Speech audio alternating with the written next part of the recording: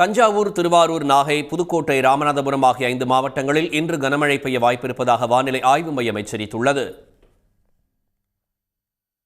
தென்மேற்கு வங்கக்கடல் பகுதியையொட்டி தென்கிழக்கு இலங்கை பகுதியில் நிலவும் ஆழ்ந்த காற்றழுத்த தாழ்வு பகுதி 12 மணி நேரத்தில் வடக்கு வடமேற்கு திசையில் நகர்ந்து தாழ்வு மண்டலமாக வலுப்பெறக்கூடும் என்றும் அடுத்த 48 மணி நேரத்தில் வடதமிழகம் மற்றும் புதுச்சேரி பகுதியை நோக்கி நகர்ந்து மேலும் வலுப்பெறும் என்றும் வானிலை மைய இயக்குநர் செந்தாமரை கண்ணன் தெரிவித்துள்ளார். இதன் காரணமாக தஞ்சாவூர், திருவாரூர், நாகை, புதுக்கோட்டை, ராமநாதபுரம் ஆகிய 5 மாவட்டங்களில் இன்று கனமழை பெய்ய வாய்ப்புள்ளதாக வானிலை ஆய்வு மையம் எச்சரித்துள்ளது.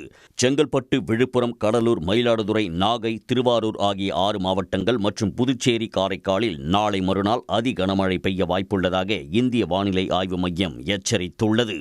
சென்னை, திருவள்ளூர், காஞ்சிபுரம், ராணிப்பேட்டை, திருவண்ணாமலை, கள்ளக்குறிச்சி, அரியலூர், பெரம்பலூர், தஞ்சாவூர் ஆகிய 9 மாவட்டங்களில் நாளை மறுநாள் மிக கனமழைக்கான ஆரஞ்சு அலர்ட் கொடுக்கப்பட்டுள்ளது. உடனுக்குடன் செய்திகளை தெரிந்து கொள்ள சன் நியூஸ் பெல் ஐகானை கிளிக் பண்ணுங்க.